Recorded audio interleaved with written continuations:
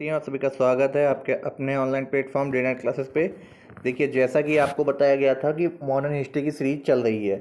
Medieval ख़त्म हो चुकी है। पूरी प्लेलिस्ट जो है हम आपको पिन कमेंट्स बॉक्स में दे देंगे, डिस्क्रिप्शन बॉक्स में उसका लिंक दे देंगे पूरी प्लेलिस्ट का। मध्यकालीन भारत जाकर के ज़रूर देखिए, बहुत इम्पॉर्टेंट है।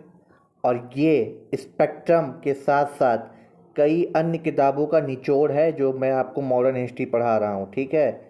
तो इसकी फ्री पीडीएफ आपके फेसबुक, टेलीग्राम और ट्विटर पेज पे मिल जाएगी। और आपको क्या करना है, सभी एग्ज़ाम्स के लिए इम्पोर्टेंट है।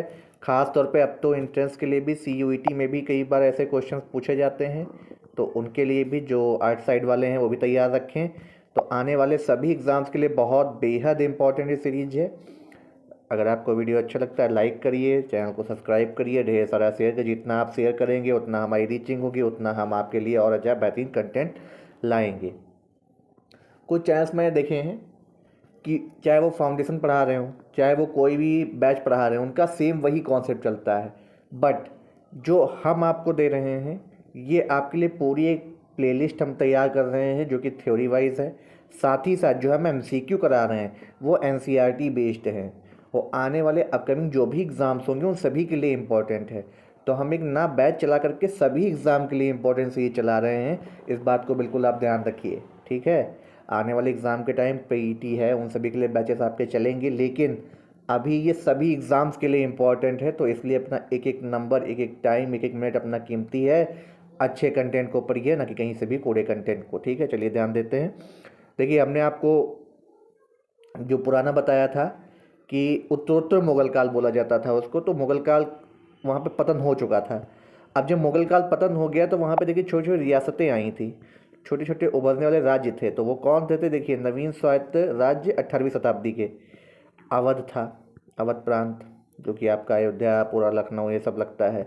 मैसूर साउथ का कवर करता था। पंजाब थी रियासत, हैदराबाद, जूनागढ़, रुहेलखंड, राजपूत, मराठे, कर्नाटक, ये इत्यादि राज्य थे। राज्यों में अवध और हैदराबाद को जो है उत्तराधिकार वाले राज्य कहा जा सकता है। अब सबसे पहले हम आते हैं अवध पे। अब अवध के क्या है, इस समय पश्चिम में कन्नौज से लेकर पूर्व में करमनासा नदी। अब ये याद रखिएगा, इंपॉर्टेंट है, आपसे पूछा जा सकता है करमनासा नदी कहाँ पे बहती है या कहाँ पे स्थित थी प्राचीन काल में, ठीक है। नदी तक अवध का सूबा फैला था। इस राज्य को अंग्रेजी तथा मराठा राज्यों के बीच में होने का बफर स्टेट बोला जाता है। बफर स्टेट याद रखिएगा, पूछा जा सकता है। अवध की स्वतंत्रता की घोषणा 1732 में सादत खां बुरहान मुल्क ने की थी। यह अवध के पहले नवाब थे, याद रखिएगा, इंपॉर्टेंट क्वेश्चन है। इसने एक नए शहर फैजाबाद की नींव डाली, जो आगे चल कर के अब आपका अयोध्या में ही पूरा आता है। फैजाबाद जो है अयोध्या में ही पूरा आता है। सादत खान ने 1732 ईस्वी में अवध में नया राजस्व बंदोबस्त व्यवस्था लागू करी थी। तो बंदोबस्त व्यवस्था की बात किया 1732 से स्टार्ट हुई थी सादत खान के टाइम। 1739 में तत्कालीन मुगल बादशाह ने सादत खां को नादिर शाह से लड़ने के लिए दिल्ली बुलाया। नादिर शाह दिल्ली पर अधिकार कर लिए जाने के बाद सादत खान ने विष खाकर आत्महत्या कर ली थी। देखिए, अब आत्महत्या क्यों कर ली, क्योंकि उनसे जीत नहीं पाए थे। सादत के बाद उसका भतीजा तथा दामाद सफदरगंज अबुल मसूर खां अवध का नवाब बना। सफदरगंज जो है आपका, आप देखते होंगे दिल्ली में भी शहर है, ठीक है। फिर क्या है अगला, 1774 में मुगल बादशाह मोहम्मद शाह ने इसे अपना वजीर नियुक्त किया। सफदरजंग ने अपने राज्य में हिंदू तथा मुस्लिम में कोई भेद नहीं किया था। देखिए, इसीलिए दिल्ली में इनका नाम है, समझ रहे हैं। फिर क्या है, भेद नहीं किया। उसकी सरकार में सबसे बड़े पद पर एक हिंदू महाराजा नवाब राय थे। 1753 में बादशाह अहमद शाह ने सफदरगंज को वजीर के रूप में पद से बर्खास्त कर दिया और 1754 में उसकी मृत्यु हो जाती है। अब क्या होता है, सफदर के बाद उसके पुत्र सुजाउद्दौला, नवाब सुजाउद्दौला का नाम आपने सुना होगा, 1754-1775 तक रहते हैं, अवध के नवाब बने।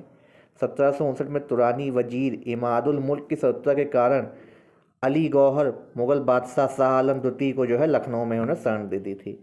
पानीपत की तहरीर में सुजाउद्दौला ने अहमद शाह अब्दाली का साथ दिया था। देखिए, अब अपने ही जब गद्दारी करेंगे तो क्या हाल होता है, जो कि नारायण राव का हुआ था। हाँ, सुजाउद्दौला अंग्रेज गवर्नर वारेन हेस्टिंग्स की भी 1773 में बनारस की संधि। अब ये इम्पोर्टेंट है कि आपसे पूछा जाए बनारस की संधि कब हुई, 1773 में। किसके किसके बीच हुई थी, किसके बीच हुई थी? शुजाउद्दौला अंग्रेज गवर्नर वारेन हेस्टिंग्स के बीच। संधि की शर्तें क्या थीं? अब ये पढ़िए। संधि की शर्तों के साथ कड़ा और इलाहाबाद के जिले को नवाब 50 लाख रुपए में बेच दिए गए हैं। नवाब द्वारा कंपनी को 40 लाख रुपए देने के बदले कंपनी ने रोहेलों के विरुद्ध सहायता का वचन दिया था। अंग्रेजों के विरुद्ध बंगाल के अपदस्थ नवाब मीर कासिम और मुगल बादशाह आलम के साथ लड़े गए बक्सर के युद्ध 17 शुजाउद्दौला ने बंगाल के अपदस्थ नवाब का साथ दिया था। बक्सर की जो लड़ाई हुई थी, बक्सर की लड़ाई ही अगर माना जाए, देखा जाए तो बक्सर की जो लड़ाई थी इसी से अंग्रेज़ों की नींव पड़ी थी। बक्सर के युद्ध से ही जो है अंग्रेज़ों की भारत में नींव पड़ी थी। अब क्या होता, 1705 में अवध के नवाब आसिफुद्दौला ने फैजाबाद की जगह लखनऊ को राजधानी बनाया था। इंपॉर्टेंट में पूछा जा सकता है। वारेन हेस्टिंग्स ने आसिफुद्दौला से फैजाबाद की संधि भी कर ली थी। अब इस संधि के बाद क्या है, देखिए, फैजाबाद की संधि आसिफुद्दौला के साथ हुई, वो शुजाउद्दौला के साथ हुई थी बनारस की। इस संधि के द्वारा बनारस पर अंग्रेजी सर्वोच्च संस्था स्थापित हो गई थी। आसिफुद्दौला 1784 में लखनऊ में मुहर्रम मनाने के लिए बड़े इमामबाड़े का निर्माण कराया था। याद रखिए, इंपॉर्टेंट है। इमामबाड़ा किसने बना? आसिफुद्दौला ने। उसमें स्तंभों का प्रयोग नहीं हुआ है, आप देखिएगा जाकर के, उसमें स्तंभों का प्रयोग नहीं हुआ है। अवध के बेगमों में आसिफुद्दौला की माँ बहू बेगम तथा उसकी दादी बुर्रा बेगम शामिल थीं, जिनसे फैजाबाद की संधि की शर्तों के विरुद्ध वारेन हेस्टिंग्स ने जॉन मिल्टन द्वारा धन वसूली का आदेश दिया। फैजाबाद की संधि में हेस्टिंग्स ने अवध की बेगमों की संपत्ति की सुरक्षा की गारंटी दी थी। लेकिन क्या होता है, आसिफुद्दौला के बाद मिर्जा वजीर खां 11 सितंबर 1797 से 21 जनवरी 1798 तक अवध के नवाब रहे। मिर्जा वजीर खां। अवध का अगला नवाब सआदत खां, ये काफ़ी इम्पोर्टेंट। सआदत खां 1798 से 1814 तक में रहे। अब क्या, जिसने अंग्रेज़ों से सहायक संधि कर ली थी, ये इम्पोर्टेंट है। इसने इलाहाबाद का जिला अंग्रेज़ों को दे दिया था। यह अवध का दूसरा नवाब थे सआदत खां। ये अवध के दूसरे नवाब थे जो मेन थे। सआदत खां के बाद गजीउद्दीन हैदर अली अवध का अगला नवाब बनता है।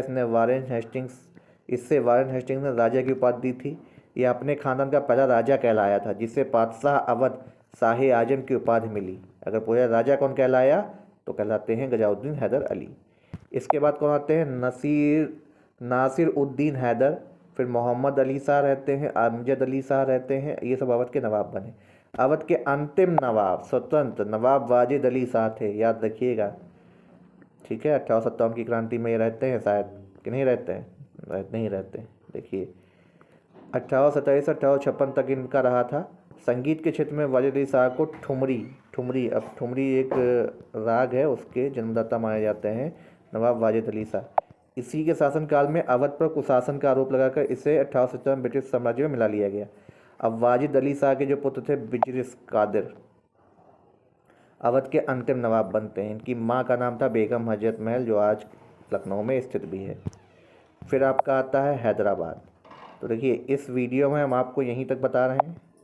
आगे हम आपको हैदराबाद, राजपूत और पूरा आगे का कवर करते हुए बताएं, क्योंकि आपके लिए इतना बहुत इम्पोर्टेंट है। इसमें वाजिद अली शाह और आपके लिए जो थे सआदत खां नवाब वाजिद अली शाह, और आपके लिए इसमें जो इम्पोर्टेंट नेम है मैंने आपको बताया था। हाँ, बफर स्टेट किसे कहा था पूछा जा सकता है, बंदोबस्त व्यवस्था पूछी जा सकती है। और सफदरजंग जो आपसे पूछा गया था, ये आपके और शुजाउद्दौला, तो ये इम्पोर्टेंट है। अब इमामबाड़ा किसने बनवाया था? ये बनवाया था आपका किसने? आसिफुद्दौला ने।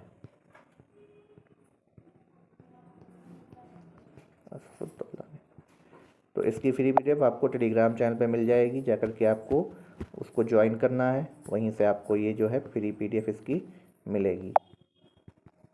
अगले वीडियो में हम आपको हैदराबाद की रियासत का पूरा बताएंगे और फिर आपके आगे बढ़ते बढ़ते हम आएंगे अंग्रेज़ों पे। तब तक के लिए आपको चैनल बने रहना है। धन्यवाद।